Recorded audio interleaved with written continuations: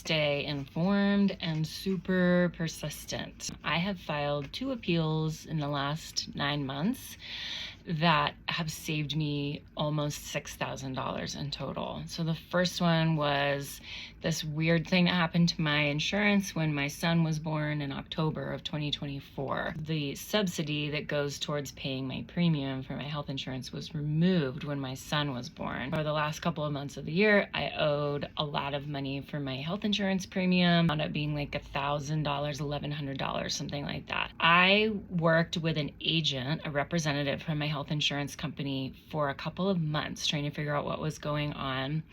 We spoke to several different people in my county, people at the state level, and then people at the Colorado exchange level, right? Each state has their own health insurance exchange. They all were like, it is a rule, and so you're sort of out of luck. Like, there's nothing we can do for you. And my agent, who was super helpful, was like, I guess that's it. So sorry, it's the end of the road. Well, I didn't really take that. So I wrote an appeal to the Connect for Health Colorado exchange. And a few weeks later, I got a phone call from someone who works at the appeals office. This guy, Thomas, he was super nice. He was like, tell me about your situation. I told him, and he was like, cool, we're going to take care of this for you, right? $1,100, like, gone.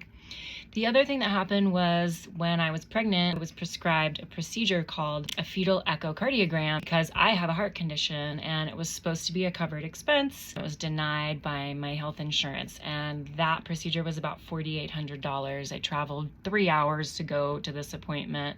I went through a lot of phone calls to figure out what was going on, and essentially the provider is logged with the insurance as both being in network and then is also logged as being out of network. The billing manager for this provider filed an appeal on my behalf. I got a bunch of paperwork that I had to fill out and send back. Long story short is that is actually still in the process, but it is going to be resolved, and that is going to save me $4,800. And my best piece of advice is to stay informed.